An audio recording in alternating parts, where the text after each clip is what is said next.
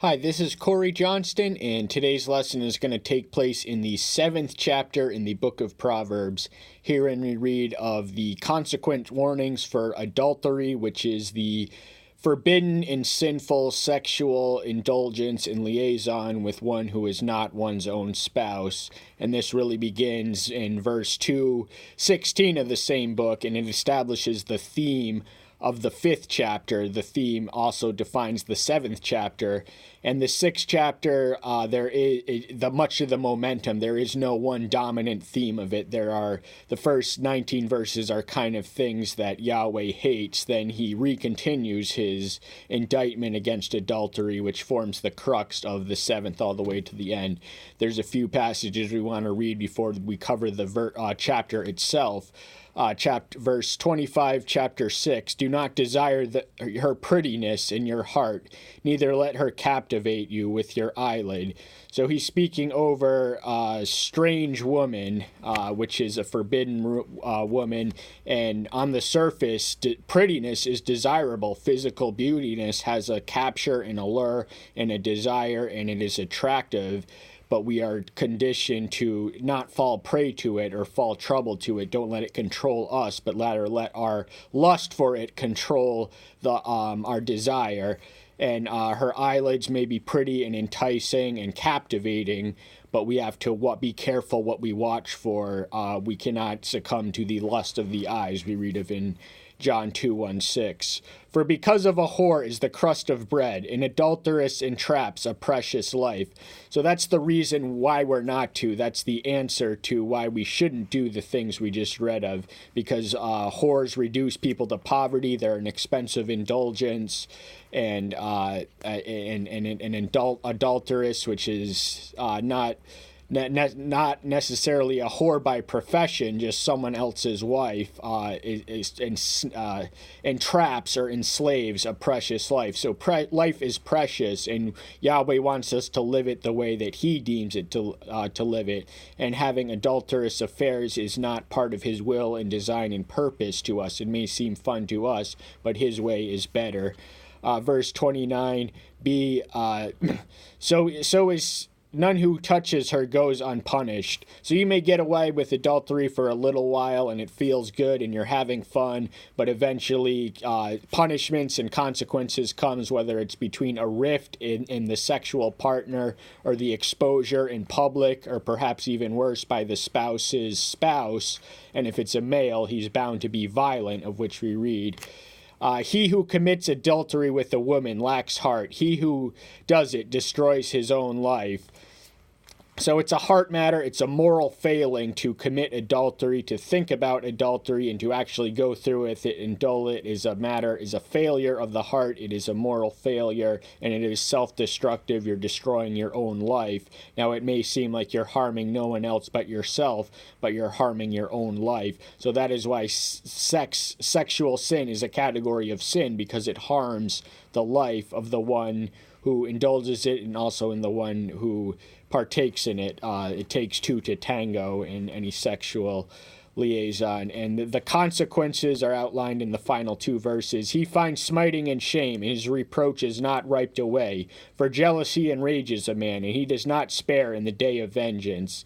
He does not regard any ransom, nor accept any bride, however great. So there is nothing you can do to buy, pay off, bribe, or coerce, or to take back what you have done to another man or woman's spouse when you engage in adultery with him. There's no amount of money that's going to atone for that, because and a jealous man is prone to violence. You invite violent repercussions potentially, and you have this shame of society. Once society knows that you don't respect the boundaries of marriage, you become a sort of stigma in society. So if verse 6 describes the consequence, or chapter 6 describes the consequences of adultery, chapter 7 describes the devices and stratagems of the adulteress, and there are consequences in the end. Her house is a way of death, not to get too far ahead of ourselves.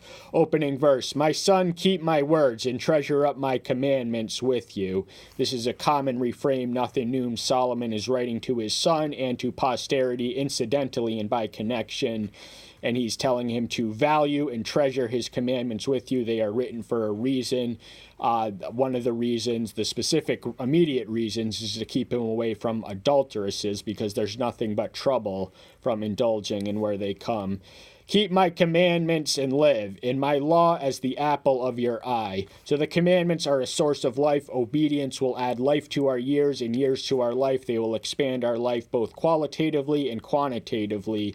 And as the apple of the eye, that was how Yahweh described his chosen people, Israel, in Deuteronomy 32. So that was how the Jews were to regard his law, the law of Moses, the law that he had given to Moses to govern and guide them. This was something else no other nation had. It was something precious, and they were to treat it gratefully and obediently and faithfully and everything else. They were not to dismiss it or discard it, but to treat it as the apple of the eye. And the covenant is in a lot of ways comparable to a marriage situation. We owe our exclusive love, loyalty, devotion, and attention to Yahweh much in the same way we owe our the same to our own wives. So the sins of idolatry is adultery in one form. Bind them on your fingers, write them on the tablet of your heart. Now this was obeyed literally by some Jews, Orthodox Jews, Pharisees. They had what were known as phylacteries. They had the Shema, which was the basic creedal confession of the Jewish people, Deuteronomy 6:4, love Yahweh, Yahweh Elohim, O Yahweh, Yahweh is one. And they had it as a visible reminder on their head or their fingers or anywhere else on the doorsteps of their home. And, of course, you cannot write literally on one's heart, but it can become engraved in one's heart, so much so that physical writing is unnecessary when it is the spiritual inclination. Say to wisdom, you are my sister, and call understanding a close friend. So we've heard of wisdom personified as a woman as early as chapter 1, and in verse 8, we hear its creative process, and this entire genre, it falls into the category of wisdom literature. These are nuggets of wisdom which we are to become wiser by reading by. And so when we call wisdom our sister, when we treat her as respectfully and reverently and protectively and lovingly as we would our own sister, then we will benefit. And the same thing goes to understanding. We are to treat it as a close friend, as a close companion. We are to spend time with it. We are to converse with the source of understanding, Yahweh, to refine our knowledge through the process of prayer and dialogue to enhance our understanding. To keep against the strange woman, against the foreigner who flatters with her word. So one of the reasons one of the blessings of obeying divine dictates is protection against the snares of the strange woman, and one of her snares is flattery. And flattery is not communication; it is manipulation. An example of a flattery could be something that an employer says to his boss, or in this specific context, or a false friend says to a friend, but in this specific context, it is a strange woman flattering the easily inflated male ego of his looks or his charm or his power or his sexiness or anything else. That is the way of the strange woman. That is how she flatters. For at the window of my house I looked through my lattice. Now, adultery is one of the things that most people think the only ones who are watching is the ones who are involved, because most people have sex in private. Sex in public is an extremely rare scenario. Well over 99.99% of sexual encounters take place in private. So most people, it is a very private act. And but this one is noticed by the author, that is Solomon, who is looking through his lattice, that is through his eyes, and through the window he saw a young man stumble into the snares of a certain adulteress. And I saw among the simple, I perceived among the youths, a young man lacking heart. So a simpleton is one who is gullible, and they believe everything they're told, that they will follow their carnal instinct without question or reservation. They will walk into it because they are simple. And it is constant. A lot of young people are simple, and a lot of but simplicity or being simple is not a vice that is exclusive to the youth. A lot of adults are simple, but this specific one was a young man who lacked heart. And remember what we read of in the 32nd verse of the 6th chapter: he who commits adultery with a woman lacks heart. We witness an example of that right here. He succumbs without even resisting, without even thinking twice. Passing through the street near her corner, and he went there to her house. So he went to her house. Obviously, the only reason he would go to such a woman's house is to have sex. And the street is within window view of Solomon. He lived in the palace, so it would have been somewhere near there. And this young man lacking heart would have went there with one thing and one thing in mind alone, and that is sex. In the black dark night, and in the twilight in the evening, and in the black and dark night. So there's something about the cover of darkness that makes sin proliferate, because in the cover of darkness, in the shadow of darkness, you're more likely to be murdered, you're more likely to be robbed, you're more likely to engage in sex and everything else, because sinners despise the light, because it is through the light that their sins are disposed. That is a New Testament principle which parallels in an abstract, weird sort of way that we can't fully explain, but makes sense to us at the moment. And look, a woman met him, dressed like a whore, with a hidden heart. Now, she wasn't a literal whore. She was dressed like a whore. She was an adulteress. She was another man's wife. And no man would be married to a whore. There are, of course, exceptions, such as the prophet Hosea, who was instructed, in fact commanded by Yahweh, to marry a whore by the name of Gomar. But that's getting distracted from our subject. This woman is dressed like a whore. She is not a literal whore, and you don't have to be a whore to dress like a whore. She is a married woman, and she has a hidden heart. So that means that she's up to something. No one knows quite what it is, but we can gather as much that she's up to no good.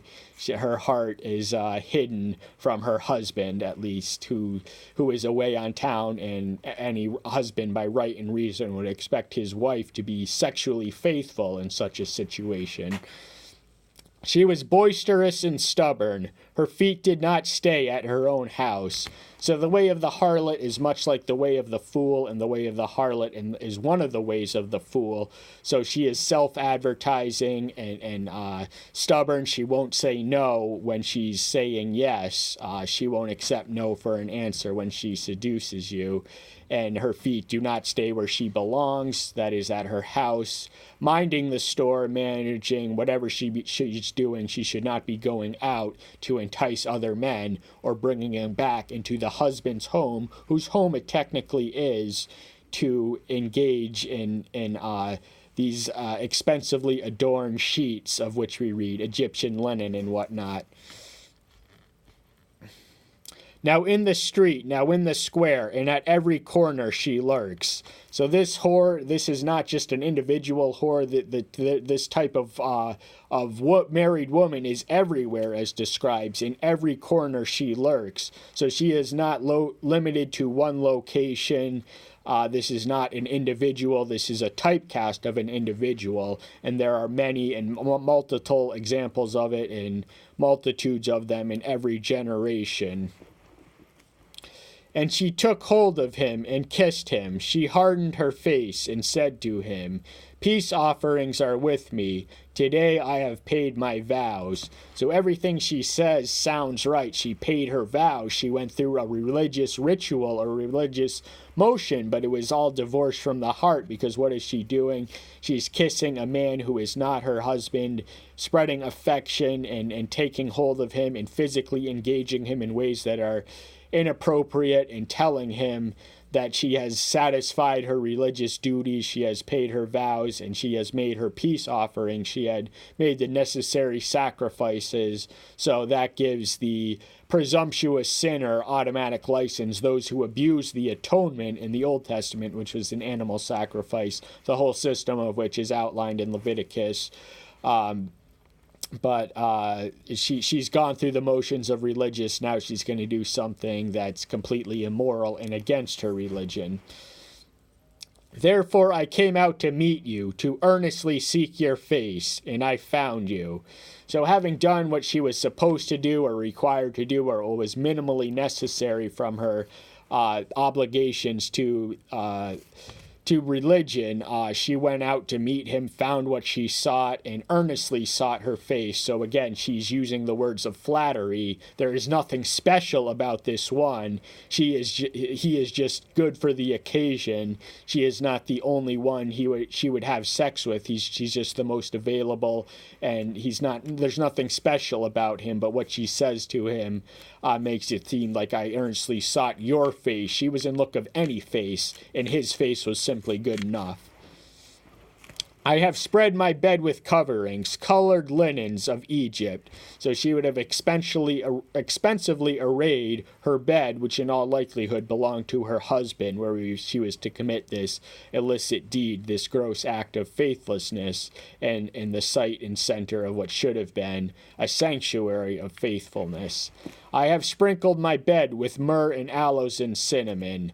So everything looks nice and everything smells nice. It's all ready and good to go. And she spent her whole day looking for him, and she made the preparations before finding him to bring him back to do what she is determined to do with him. Come, let us take our fill of love until morning. Let us delight ourselves with love. So she's not talking about sex. She's talking about sex plural. She's talking about all the way to the morning. This is not a one-time sexual encounter there to make love all night, all the way into the morning. This is not a one-time thing. And let us enjoy it, let us take pleasure in it, and we're going to take pleasure in love. And there is a tremendous amount of satisfaction and pleasure in the act of sex. And that is one of the challenges and the temptations to say no to a woman such as this. So it's not easy, and this isn't an ordinary, a lot of people might be wondering and wishing, where can I find such a woman? But that is the wrong thought to have when reading this. For my husband is not at home. He has gone on a long journey. So she has the entire house to herself. Her husband, that means she's married. That means she is committing adultery by design and intent, and she's about to go through the motion. Her husband will not be home. If he were home, that would change everything, but he's not home. He's gone away on a long journey, and he took a bag of silver with him. He comes home on the day of the covering. So he's gone not only tonight, but for tomorrow. They have a safe space, a safe window, a safe amount of time to do what they need to do. They don't have to worry about him coming home because he's on business and it's for a purpose. And that purpose and mission is going to take a couple of days. He's not going to return because he has important business elsewhere. He took his money with him. That means that he's going somewhere where he needs to do something important. With her many words, she leads him astray. With her smooth lips, she seduces him. So many words is a quantitative aspect. So she says whatever she says. She does not say one thing. She uses many words. So there are many words at her device and at her disposal. That doesn't mean she uses every single one, because some men are so simple that even the first pickup line will be sufficient to seduce them. But she does have many at her disposal. And her purpose is to lead him astray, that is to have sex with her, that is to lead him astray from the covenantal path, or what we Christians would call the straight and narrow. And it's with her smooth lips, that's a qualitative element, to have smooth lips, that's to have lips worth kissing and seductive, and that's why she seduces him, because she has smooth lips, both physically and the words which come out of her lips are smooth. He goes after her immediately. Like an ox, he goes to the slaughter. As in chains, a fool to the punishment. So there's no resistance or second thought or any hesitation or slow down. He just hops right in. He goes in immediately. He doesn't think twice. She's offering himself to him. He's taking full advantage of it right away. There's an immediacy and urgency to his action. He goes after her immediately, and it's comparable to an ox who doesn't know that he's walking his way into the death. All it takes to draw an ox or an animal into a trap is food, so they think they're feeding himself. And I've heard socialism compared to a block of cheese in a mouse trap, and the mouse succumbs to it because he doesn't know what it's there. And that's what it's also like to the adulterer. Till an arrow strikes through his liver, like a bird rushing to a snare, and did not know it would take his life. So he didn't think of it in life or death terms. He thought of it as enhancing or enjoying or expanding life. But little did he know, as we eventually lead, her house is the house of death, the spiritual death, the graveyard. So he was an animal being hunted by sexual snares and seductions. And these are the consequences of following the lust of his eyes and committing adultery in his heart and with his organs. And now listen to me, you children. Pay attention to the words of my mouth. So this is the lesson that Solomon wants to impart or communicate from this all. And it is, do not let your heart turn aside to her ways. Do not go astray to her path. So it's a heart matter. Do not let your heart move your feet or your mind. You have to think with your mind and not your heart, because your feet are going to follow whichever one you're thinking of. And if you're thinking with your heart, you're going to go with her way, follow her ways, which leads to her, because she's beautiful, she's sexy, she's alluring, she's pretty, she's all the above, et al., etc. But the human heart as a guide is effectively worship, and it is in the diagnosis of the prophet Jeremiah, deceitful and desperately wicked. So by its deceitful nature, it will follow the path of death under the presumption that it is life, and it is inclined towards wickedness, which is adultery. And so do not go astray from her path. That means there is a pure path, a right path, and a correct path. And going in her way is the opposite of that way. So that's the main lesson that Solomon wants to impart. He wants to keep his son and the reader on the covenantal path, or the straight and narrow way to salvation. For many are the wounded she has caused to fall, and numerous are all her slain ones. So again, he's not talking about an individual adulterer, because adulterers have been there from the beginning. They've been there all the time. They'll always be there. And there are many throughout the ages, throughout the generations, who have ruined men's souls and often lives, and often their own. And that they reduced life to no life at all, because they were so governed by their carnal appetites.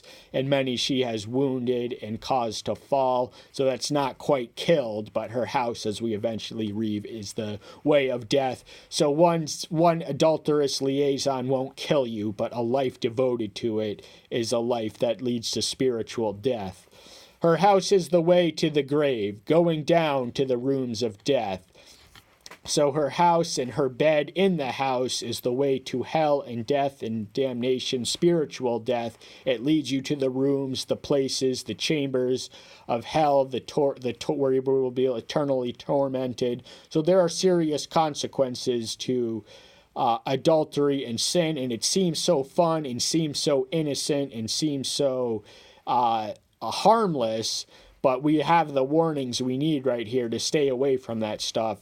And we should flee such a woman should she arise in our situation, because, that this woman doesn't pop up every day in our lives. And I know a lot of us wish she would, but she does come one day eventually, and inevitably we all run into the woman trying to seduce us. It doesn't happen every day, but it does happen often, and we have to stay away from that stuff. So I hope that's one of the reasons you're here. That's all the time we have for today. Thank you so much. I'm so glad you're here. Stay tuned until next time. I'll see you then. Bye-bye.